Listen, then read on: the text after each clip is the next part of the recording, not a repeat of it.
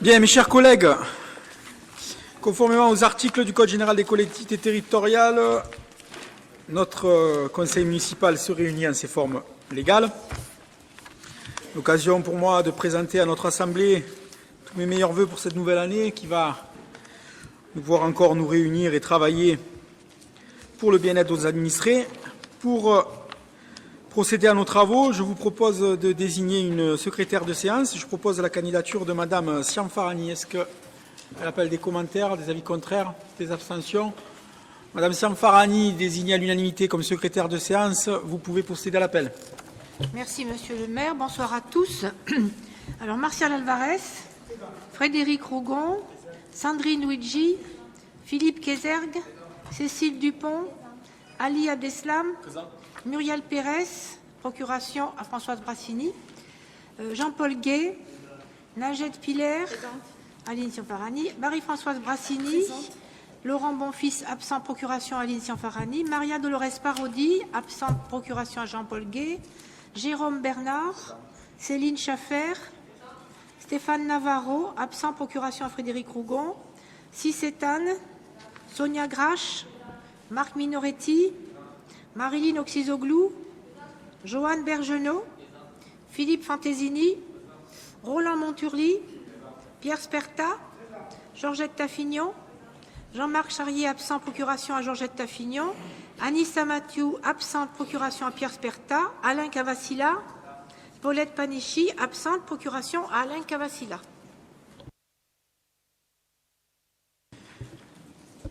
Merci Madame Siamfarani. Il nous est demandé d'approuver le procès-verbal de notre dernier conseil municipal, celui du 13 décembre, à moins qu'il n'appelle des commentaires. S'il n'y en a pas, je le soumets à votre approbation. Des avis contraires? Des abstentions? Adopté à l'unanimité. Donc nous allons maintenant étudier les questions qui sont soumises à l'ordre du jour, à commencer par le premier rapport. Le premier rapport qui concerne l'aménagement du temps de travail.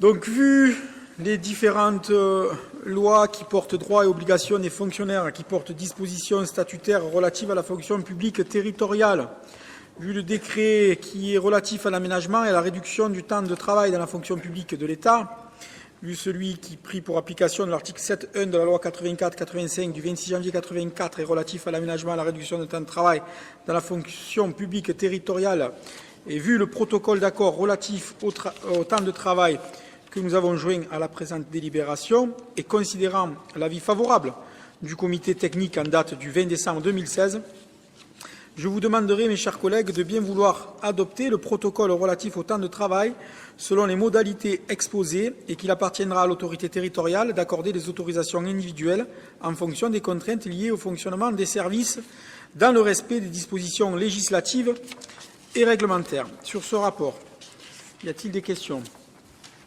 Une précision, mes chers collègues. Comme vous le savez,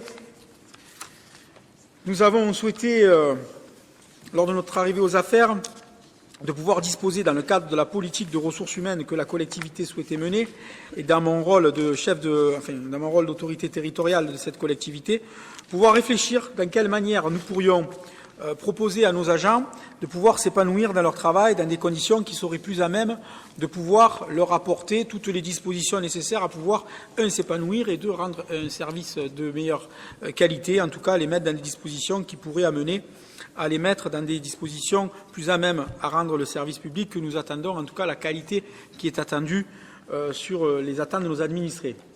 Alors il est vrai que ce n'est pas une chose facile parce que de cette manière-là, j'ai contraint les services de ressources humaines de la collectivité ainsi que l'ensemble des directions à se plier à un travail de consultation, de concertation, afin de pouvoir réfléchir et imaginer de quelle manière novatrice nous pourrions libérer des demi-journées ou en tout cas aménager les journées de travail de manière à ce que nous puissions remplir ces objectifs d'offrir à nos agents des capacités à être dans les meilleures dispositions sur le lieu de travail. L'idée étant aussi de poursuivre, parce que c'est une réalité, nos objectifs de lutte contre l'absentéisme, puisque c'est un problème que rencontre la collectivité. Bon, je vous rassure, nous ne sommes pas la seule collectivité qui rencontrons ce type de problématique, et que pour autant, nous voudrions nous projeter dans l'avenir en imaginant une organisation du temps de travail qui permette aussi d'offrir une réponse concrète et efficace sur ces problématiques liées à l'absentéisme et de cette manière-là favoriser le confort de nos agents. Voilà pourquoi nous avons mis en place ce protocole. Je vous le soulignais aussi la dernière fois, qui, chose rare, a rencontré lors de la séance du comité technique paritaire l'unanimité des membres présents. Je pense qu'on peut se féliciter quand on sait les usages, les us et coutumes qui se déroulent dans ces instances où, en général, les représentants du personnel manifestent par une abstention, une approbation des dispositions qui sont mises en place. Alors là, nous devons nous satisfaire d'un vote favorable qui renforce ainsi la puissance sur laquelle nous voulons engager cet aménagement de temps de travail. Alors, il est vrai que lors de la cérémonie des vœux au personnel, j'ai quand même précisé à l'ensemble des agents que c'était un contrat qui nous engageait les uns et les autres, mais qui ne pouvait en aucun cas remettre la nécessité de la qualité du service au public et en tout cas la nécessité de ne pas nuire au bon fonctionnement des services et que, bien entendu, comme tout protocole, il faut trouver dans les services un arrangement collectif qui permette d'aménager le temps de travail conformément à l'organisation des services. Et que, bon, on ne peut pas poursuivre tous les objectifs en même temps et qu'il faudra de l'intelligence collective pour appliquer cela d'une manière cohérente. En tout cas, je me félicite, comme je vous le précisais, de cette tenue, de cette séance en CTP qui a vu l'unanimité des membres présents ou représentés donner leur accord sur ce protocole relatif au temps de travail. Donc, puisqu'il n'y a pas d'intervention, je le soumets à votre approbation. Des avis contraires? Des abstentions? Donc, comme ça s'est passé en CTP, le Conseil municipal donne un avis unanime et favorable à l'aménagement du temps de travail. Merci beaucoup.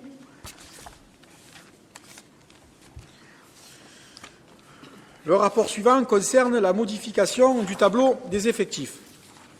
Comme vous le voyez, une délibération modificative que celle que vous avez reçue a été mise sur table pour que vous puissiez en prendre connaissance.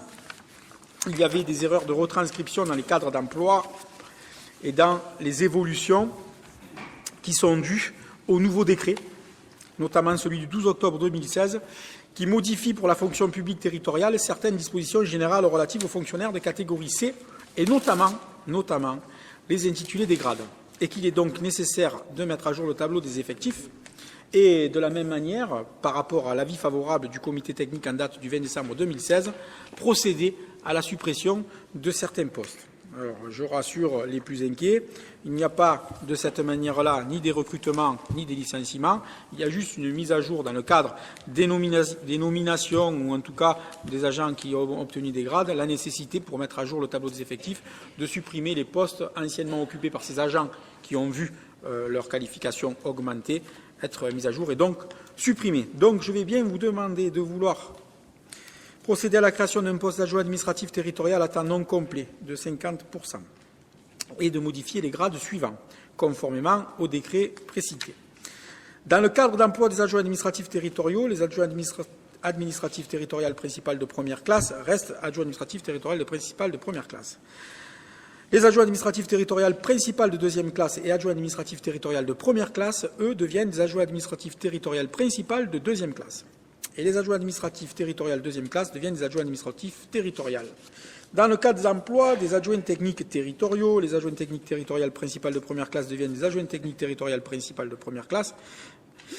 Les adjoints techniques territoriales principales de deuxième classe et adjoints techniques territoriales de première classe deviennent adjoints techniques territoriales principales de deuxième classe et les adjoints techniques territoriales deuxième classe deviennent adjoints techniques territoriales. Dans le cadre d'emploi des agents territoriaux spécialisés des écoles maternelles, ce qui va nous permettre d'éclairer les propos de notre dernière séance, il faudra rapporter à M. Charrier ces éclaircissements parce qu'il y avait deux questions qui étaient, en tout cas deux interrogations qui étaient soumises à notre dernière séance. La première, la possibilité pour une collectivité d'ouvrir des postes d'ATSEM sur un temps non complet de 25%, donc vérification prise auprès des textes et de l'administration. C'est donc une possibilité qui est offerte à la collectivité. Donc nous rassurerons notre collègue de cette manière-là. Et deuxièmement, dans la problématique d'appellation. Il faut considérer que finalement l'administration nous avait aiguillés, mes chers collègues, sur des dispositions déjà engagées. Je vous rappelle que le décret date du mois d'octobre, que la mise en application, elle, est effective au 1er janvier de l'année, et par avance, on doit s'apercevoir que l'administration avait déjà proposé de positionner les bonnes appellations sur les grades. La problématique, et en tout cas la confusion qui était née, mes chers collègues, puisque je sais que beaucoup attendent cet éclaircissement, notamment ceux qui sont en charge des délégations relatives à l'enfance. ATSEM, c'est un cadre d'emploi, agent territorial spécialisé des écoles maternelles. Mais les grades n'ont jamais existé, en tout cas depuis le décret, je crois qu'il faut remonter dans les années 90, c'est en 92. Les grades, eux, ce sont agents spécialisés des écoles maternelles.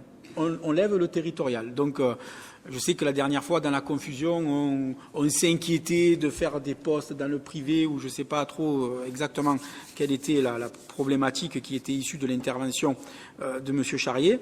Donc, conformément au décret de 92, dans le cadre d'emploi des agents territoriaux spécialisés des écoles maternelles, donc dans le cadre d'emploi des ATSEM, les grades sont bien des ATSEM, donc agents spécialisés des écoles maternelles. Il n'y a pas de modification dans le cadre du décret qui s'applique désormais cette année. Les agents spécialisés principaux première classe des écoles maternelles restent agents spécialisés principaux de première classe des écoles maternelles. En revanche, les agents spécialisés principaux deuxième classe des écoles maternelles et agents spécialisés de première classe des écoles maternelles deviennent tous deux des agents spécialisés principaux de deuxième classe des écoles maternelles. Dans le cadre d'emploi des adjoints territoriaux d'animation, les adjoints territoriaux d'animation de première classe deviennent adjoints territoriaux d'animation principale de deuxième classe. Les adjoints territoriaux d'animation de deuxième classe deviennent adjoints territoriaux d'animation. Et dans le cadre d'emploi des auxiliaires de puériculture territoriaux, qui ont un peu la même problématique que les ATSEM dans le cadre du cadre d'emploi, mais où dans le grade, le mot territorial n'apparaît plus, les auxiliaires de puéricultrices de première classe deviennent auxiliaires puériculture principale de deuxième classe. Donc voilà, si j'ai pu de cette manière éclairer certaines interrogations, l'administration et la technicité des agents des services des ressources humaines sont à même de renseigner les chers collègues qui voudraient plus d'éléments d'information pour que je puisse classer enfin sans suite cette problématique d'ATSEM, santé ou avec T et ASEM. On doit supprimer aussi les postes de chef de projet du contrat de ville, qui n'existe plus, le poste de chargé de mission en gestion urbaine de proximité, le poste de maître de port, un poste de responsable base nautique, 4 postes d'adjoint technique territorial première classe, 2 postes de rédacteur, 1 poste d'éducateur de jeunes enfants, 1 poste d'animateur territorial, 1 poste de responsable pôle vie associative sport festivité, 1 poste d'éducateur des activités physiques et sportives principales deuxième classe et 8 postes d'adjoint administratif deuxième classe et d'approuver le tableau indicatif des emplois en annexe et d'être ouvert à toutes vos interrogations avant de soumettre cette délibération à votre approbation. Pas d'intervention, des avis contraires, des abstentions, adopté à l'unanimité. Le rapport suivant concerne l'approbation des conventions d'objectifs entre la ville et les associations percevant une subvention supérieure à 23 000 €. Monsieur Ali Abdeslam. Merci Monsieur le maire, bonsoir à toutes et à tous, mes meilleurs vœux pour cette nouvelle année. Alors, compte tenu des nombreuses actions et activités que proposent les associations en direction des habitants de Port-Saint-Louis-du-Rhône, la commune soutient le tissu associatif local au travers de nombreuses actions, notamment le versement de subventions. La commune souhaite renforcer et structurer le partenariat entre la ville et les associations en mettant en place des conventions d'objectifs. En outre, l'article 10 de la loi numéro 2000-321 du 12 avril 2000, relative à la transparence financière des aides octroyées par des personnes publiques, prévoit que l'autorité administrative qui attribue une subvention lorsque cette subvention dépasse 23 000 € conclut une convention avec l'organisme de droit privé qui en bénéficie, définissant l'objet, le montant et les conditions d'utilisation de la subvention attribuée. Ainsi, pour 2017, toutes les associations qui percevront une subvention de la ville supérieure à 23 000 € devront conventionner avec la ville et signer une convention d'objectifs. Chaque convention sera élaborée selon le modèle joint en annexe afin de définir les conditions de versement de subventions par la personne publique, les conditions d'utilisation de la subvention attribuée à l'association avec la définition des objectifs à atteindre en contrepartie du versement de la subvention, les obligations des signataires, en particulier les obligations comptables avec les comptes rendus financiers, et enfin les modalités d'évaluation des actions prévues dans la Convention. Il est proposé au conseil municipal d'approuver la mise en place de conventions d'objectifs avec les associations percevant une subvention municipale supérieure à 23 000 € et d'autoriser monsieur le maire à signer chacune des conventions d'objectifs selon le modèle joint en annexe ainsi que leur avenant. Merci à monsieur Abdeslam. Donc, est-ce qu'il y a des questions sur ce rapport? Madame Taffignon. Non, pas de question, monsieur le maire. Juste une petite remarque. Au 4e paragraphe, il est noté une subvention de la ville supérieure à 230 000 €.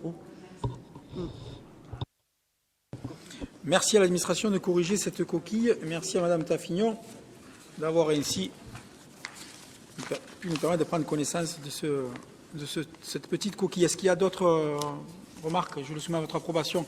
Abstention, avis contraire, adopté à l'unanimité. Je vais laisser la main à monsieur Abdeslam pour la modification du règlement de fonctionnement pour les activités enfance et jeunesse. La ville de Port-Saint-Gironne organise en temps péri et extrascolaire différents accueils de loisirs avec ou sans hébergement en direction des enfants et des jeunes. Ce sont des temps d'accueil, de découverte, de rencontres, d'échanges et de jeux favorisant l'épanouissement de l'enfant dans le respect des règles fondamentales de vie en société. Afin d'accueillir au mieux les enfants, un règlement a été adopté au conseil municipal du 22 février 2016 afin de déterminer les règles de fonctionnement des différents accueils de loisirs de la ville. Il convient aujourd'hui d'apporter 3 modifications au dit règlement. La première concerne l'âge pour les inscriptions au séjour jeunesse. En effet, si la ville a étendu les inscriptions aux jeunes de 11 ans scolarisés en 6e sur le foyer, les activités à la journée et sur certains projets initiés par l'éducatrice spécialisée de la ville, l'âge plancher sur les séjours reste à 12 ans révolus le jour du départ compte tenu du nombre de places limitées et des listes d'attente existantes. La deuxième modification concerne les absences injustifiées aux sorties jeunesse. La ville propose souvent des activités avec un nombre de places limité et tous les jeunes ne peuvent donc être inscrits. C'est pourquoi toute absence non justifiée d'un jeune à une activité entraînera sa mise sur liste d'attente pour les prochaines activités auxquelles il souhaiterait participer. Enfin, la troisième modification porte sur l'accompagnement individualisé d'un enfant porteur de handicap dans le cadre des différents accueils de loisirs. Il est désormais précisé que selon les conclusions de la notification de la maison départementale des personnes handicapées, les enfants en situation de handicap pourront être accompagnés par un animateur ou être accueillis sans accompagnement particulier lors des activités péri ou extrascolaires. Il est proposé au conseil municipal d'approuver les modifications portées au règlement de fonctionnement des accueils de loisirs et des séjours enfance-jeunesse joints en annexe et d'autoriser le maire à signer ce règlement de fonctionnement enfance-jeunesse. Bien, sur ce rapport, intervention? Pas d'intervention. Je soumets le rapport à votre approbation. Avis contraire. Abstention. Adopté à l'unanimité. Le rapport suivant concerne une convention pour accepter le plan d'aménagement du bois François. Monsieur Jean-Paul Gué. Merci, monsieur le maire. Bonsoir à tous. Qui ne connaît pas le lieu dit le bois François, à Port-Saint-Louis-du-Rhône. Donc c'est une forêt communale qui appartient à la ville, d'une surface d'environ 33 hectares, située en rive gauche du Rhône et qui appartient au périmètre du parc naturel régional de Camargue. Un programme de gestion a été mis en œuvre dans le cadre du régime forestier avec le soutien de l'ONF. L'ONF avait d'ailleurs tiré le signal d'alarme il y a quelques années parce que les chevaux mangeaient l'écorce des arbres et détruisaient ces arbres qui sont très utiles à la conservation des berges. Et ces berges, elles sont utiles aussi également pour la ville parce que lorsqu'elles sont en bon état, elles protègent de l'érosion du Rhône. Le document d'aménagement forestier réalisé par l'Office national des forêts pour la période 2017-2036, ça va loin, décline les objectifs et engagements retenus par la commune propriétaire et propose un plan de gestion avec des actions en faveur de 3 fonctions. Alors, en commission, le document a été lu et vu, donc il n'y a pas eu de remarques. Donc, je disais donc 3 fonctions. Fonction de production de bois, qui est très faible. Bon, là, c'est une fonction écologique et une fonction sociale et paysagère. En effet, ce bois est utilisé par les sportifs, par les chasseurs, par les pêcheurs. Également, c'est un lieu de découverte pour les scolaires, donc c'est un lieu à protéger. La commune décidera de la programmation ou du report des études et travaux proposés en fonction notamment de ses objectifs de développement et de ses possibilités budgétaires. Certaines actions pourront faire l'objet de financements externes, notamment par le biais du plan Rhône, de l'Agence de l'eau, du département et de la région. Alors, mes chers collègues, il vous est proposé d'approuver ce projet d'aménagement 2017-2036, de charger l'ONF d'élaborer le document technique destiné à la consultation du public et d'autoriser Monsieur le maire à signer tous les documents nécessaires à l'exécution de la présente délibération. Merci pour cette présentation qui nous a un peu éclairé. Monsieur Gay, est-ce qu'il y a des interventions? Ce dossier a été vu en commission. Monsieur Cavassilas, pas de remarque particulière. Donc, de cette manière-là, nous avançons dans notre volonté de pouvoir disposer de plans d'aménagement, de plans de gestion qui facilitent les usages. Et par contre, je vous demanderai, Monsieur Gay, d'être quand même vigilant tout au long de l'évolution de cet engagement, à ce que les usages soient bien garantis pour l'ensemble des différentes corporations qui profitent de ce bel espace, qu'on n'oublie personne. Le message est passé. Merci, Monsieur le maire. Alors, si le message est passé, je peux le soumettre à votre approbation. Des avis contraires, des abstentions, unanimité pour ce rapport.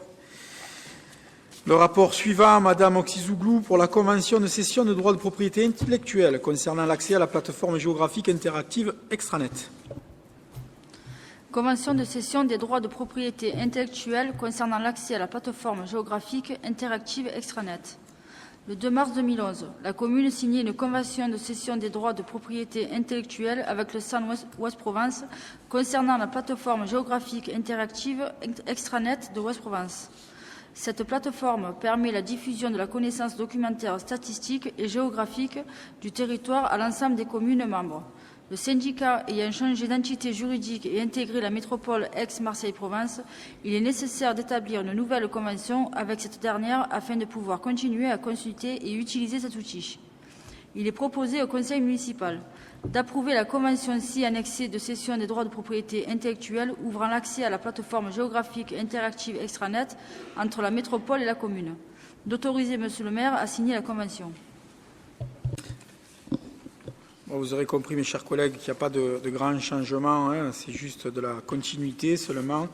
Nous devons conventionner non plus avec l'ex-PCI qui est disparu, mais le nouveau qui est celui de la métropole. Des commentaires, des avis contraires, des abstentions. Le rapport est adopté à l'unanimité. Pour le rapport suivant, il s'agit d'une demande de subvention dans le cadre de la réserve parlementaire. Dans le cadre de leurs fonctions, les membres du Parlement sont dotés de réserves afin de soutenir certains projets sur leur territoire. Gabi Charroux, député des Bouches-du-Rhône, 13e circonscription, a choisi de soutenir la commune de Porcelaine-du-Rhône pour des travaux d'aménagement ou des acquisitions d'intérêt général. Donc, je propose au conseil municipal de demander une aide au député des Bouches-du-Rhône au titre de sa réserve parlementaire au plus fort taux pour les travaux suivants. L'installation d'un sanitaire automatique. Demande de subvention au titre de la réserve parlementaire au taux de 50%. Maximum, je suppose que c'est ça. Et on demande 25 000 et la part ville sera 30 000. Je vous demanderai de bien vouloir m'autoriser à signer tous les documents nécessaires à l'exécution de cette présente délibération. Des interventions, des précisions, savoir où c'est qu'il est le sanitaire. Monsieur Rougon, il sera où ce sanitaire? Place Mougaré, place de celui qu'on va démolir.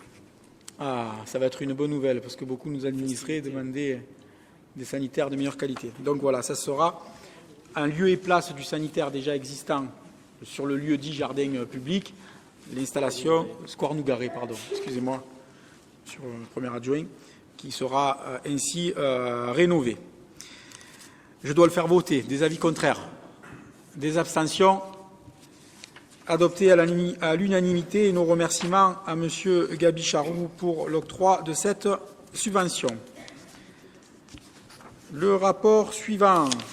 Alors, le rapport suivant, et les deux rapports suivants d'ailleurs, puisque vous vous apercevrez, on va les positionner d'ailleurs, je ne dis pas de bêtises. On est sur le même cadre de demande de subvention, c'est le même projet. Je fais une présentation générale des deux rapports, du rapport 8 et du rapport 9, qui a attrait à une demande de subvention pour le rapport 8 auprès du conseil départemental et pour le rapport 9 auprès du conseil régional. relative à la mise en place d'une vidéoprotection sur la commune de Port-Saint-Louis-du-Rhône. Les événements dramatiques de ces derniers mois ont conduit la collectivité à réfléchir sur la mobilisation des moyens à mettre en œuvre pour sécuriser et garantir les libertés publiques des habitants de Port-Saint-Louis-du-Rhône. La collectivité s'est engagée en 2016 dans la création d'une police municipale en recrutant en l'occurrence un agent de surveillance des voies publiques. Elle sera complétée d'ailleurs pour cette année 2017 par des recrutements supplémentaires. Dans le cadre du CLSPD et suite à plusieurs intrusions dans les bâtiments et équipements municipaux, la commune a déjà mis en place plusieurs actions pour limiter ces dégradations, vidéoportiers dans tous les groupes scolaires ainsi que des postes d'alarme. Toutefois, elle est toujours confrontée sur son territoire à des dégradations dont les auteurs n'ont pu être identifiés. Aujourd'hui, elle souhaite compléter ce dispositif par la création d'un réseau de vidéoprotection permettant de sécuriser prioritairement les équipements publics, comme les écoles, les services municipaux ou encore les équipements sportifs. Ce procédé permettra en temps réel ou différé de surveiller, de dissuader, de détecter tout événement ou comportement anormal et d'identifier un individu, un véhicule ou encore un objet. Mais également, il permettra aux services de gendarmerie de faire aboutir les enquêtes actuellement en cours. Ce dispositif complétera également le programme d'action de prévention de la délinquance et de l'insécurité publique de la ville, signé le 27 novembre 2013. En effet, mes chers collègues, vous le savez, la sécurité de nos administrés est quelque chose qui nous tient à cœur et que, avec les différents événements et les différentes situations problématiques qu'on a pu rencontrer, je crois qu'il est bon que nous engagions la commune dans l'acquisition de ces nouveaux outils qui nous permettront ainsi de disposer de moyens supplémentaires afin de dissuader, bien entendu, mais aussi d'offrir la possibilité de mener à terme des enquêtes lorsque nous sommes confrontés à des actes malveillants.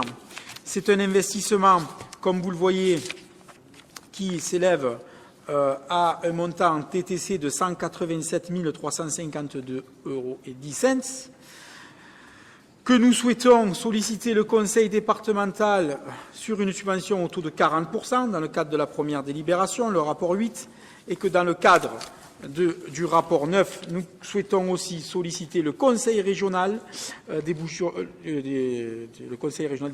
Il y a une erreur dans cette... c'est le Conseil régional Provence-Alpes-Côte d'Azur. Une subvention pour eux au taux de 30%. Donc deux collectivités, le Conseil départemental des Bouches-du-Rhône et le Conseil régional Provence-Alpes-Côte d'Azur, qui se sont engagés dans l'accompagnement des collectivités et des communes pour l'installation de ce type de dispositif.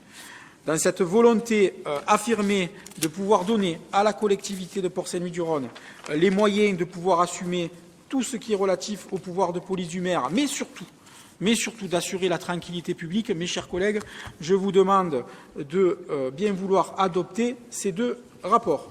Des interrogations? Pas de questions. Pour le rapport 8, des avis contraires? Des abstentions? Adopté à l'unanimité. Pour le rapport 9, des avis contraires? Des abstentions? Rapport adopté à l'unanimité. Bien. Je vous remercie, mes chers collègues, pour cette séance qui a vu tous nos rapports être adoptés à l'unanimité. Ce fut un plaisir d'ailleurs de vous dire que nous nous rencontrerons à nouveau le 15 février pour le débat d'orientation budgétaire, ou plus précisément le rapport d'orientation budgétaire, puisque dans la lignée de ce que nous avions proposé l'année dernière, nous souhaitons être complets sur la présentation d'un document budgétaire et de clore ainsi la séance en vous remerciant de votre assiduité. Bonne soirée.